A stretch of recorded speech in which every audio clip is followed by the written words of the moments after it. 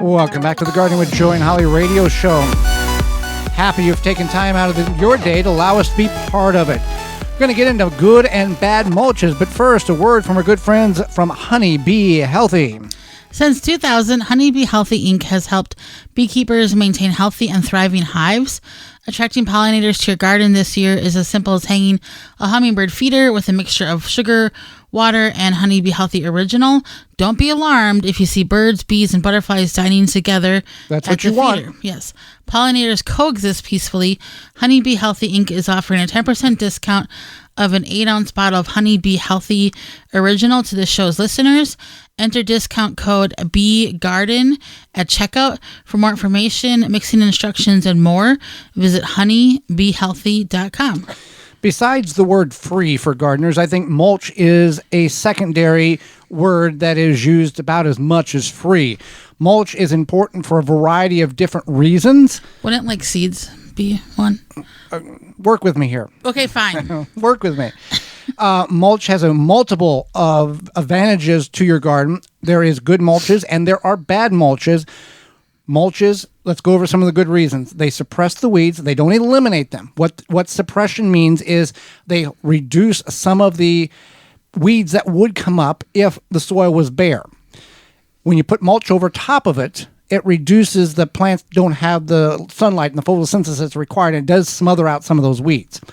In addition, it holds moisture in, less watering. Plants have more water, less diseases or problems such as blossom end rot or a hollow heart on potatoes because water is available to the plant to uptake and not the plant is stressed to find moisture. It can cool the soil by up to 5 degrees on super hot days, which means a cooler root system is a happier plant and holds more moisture, which is the uptake, and the plant's happier. So that's just some of many good benefits that mulch has.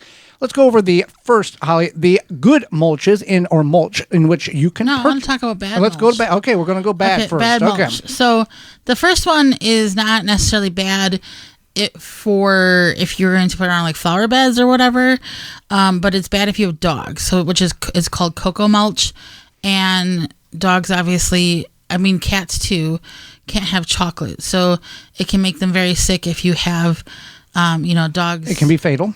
Yeah, fatal. And then also with that cocoa mulch, if it gets wet or whatever, it can mold and cause problems there as well.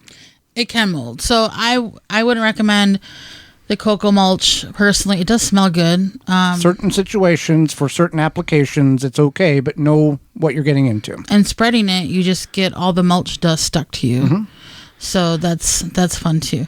So then the next one is like tires or rubber mulch, where the material you have on playgrounds now. Yeah. Not when we were kids. We're just cold cement. So made you a better person. It did. Burning my legs on a slide, toughened me up.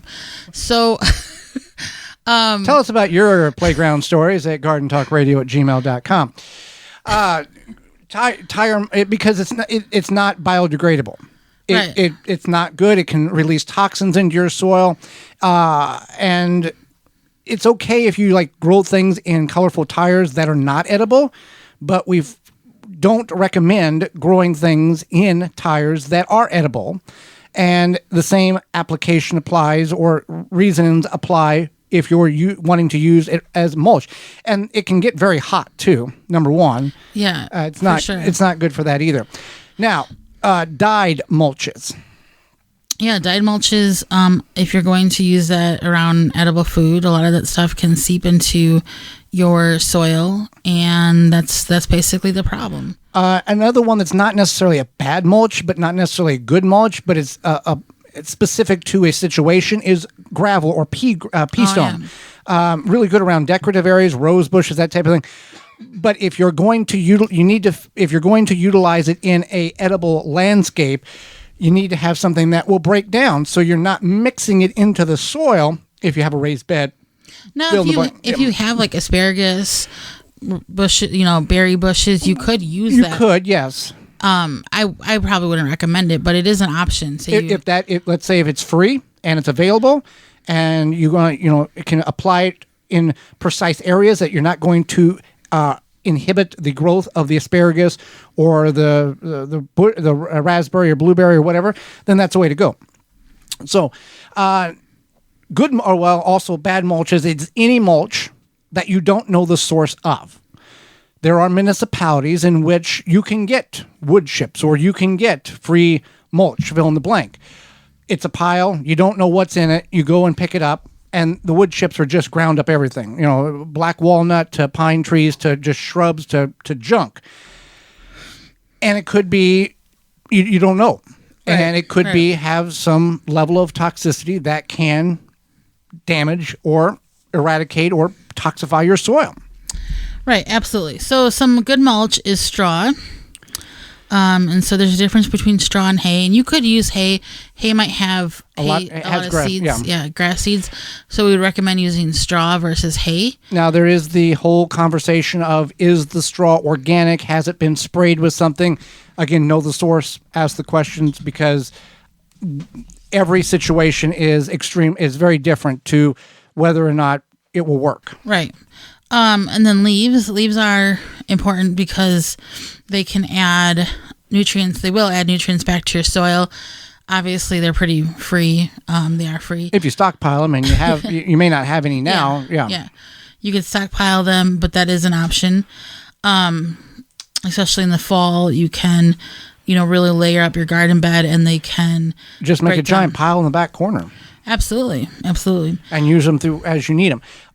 Chemical-free, seed-free grass clippings. What does that mean, Holly?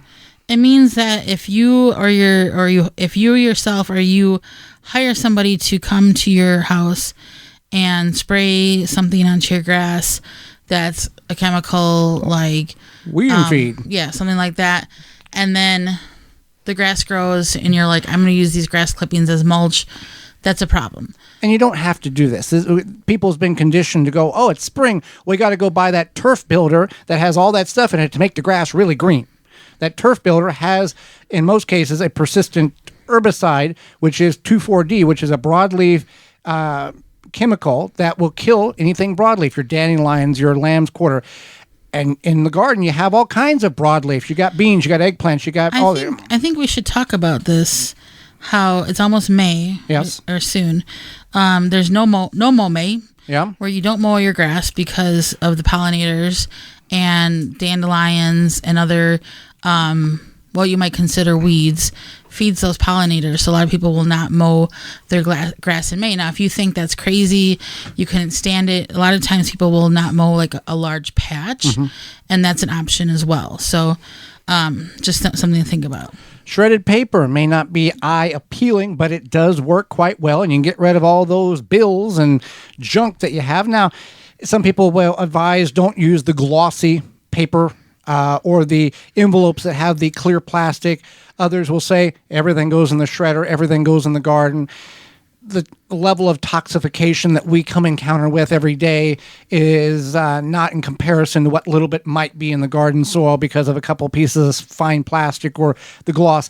All the ink is soy-based now. It's not a chemical-based. So you can get rid of a lot of stuff, or you can just mix it in your compost pile too, and it will dissipate. Or your compost bin, your aero bin, you can throw it all in there at correct ratios and turn it into compost. Pine needles also is a form of great mulch. It is not going to make your soil acidic.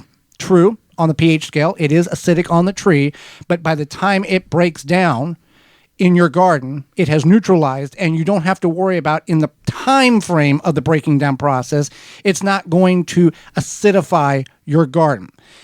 You can also include that into your compost bin, about 10% of the volume for pine needles. There you go. So pine needles definitely is something that you can use, and we would recommend it. One that we didn't touch on is sand. Some people will try to use sand as mulch. In a container, it can work. But again, you don't want to do this in a large application because you're going to mix it in the soil. And if you get too much sand in your compost or in your raised beds, it's going to become too porous and you're not going to be able to retain moisture for your plants to grow. If you're in a container, and we've got a couple of videos on this on the website, that we put about an inch of sand around the top of the container. I don't have a clue what we were growing at that point. But the benefit is when you go to the beach, the top of the sand is dry, but you scoot back about 2 or 3 inches. What's there? Moist, wet sand. So it can hold moisture. Is it practical? Probably not. Is it fun to experiment with the kids or the grandkids? Absolutely. But if you are going to get sand from a local beach, do it at your own risk, probably at night, and you can take it home and play with the experiment of growing it in or using it as a mulch in a container. Or, during the middle of the weekday. Yeah. And 7 o'clock on a Monday morning, not too many people's at the beach. Not that I have ever done that. Wood bark. Yeah, this was your suggestion, the thinly shredded wood bark. Yeah, thinly shredded wood bark, natural, can be good in the application of a permanent or perennial bed. Tulips, raspberries, asparagus, fill in the blank, flower bed. This will work very well.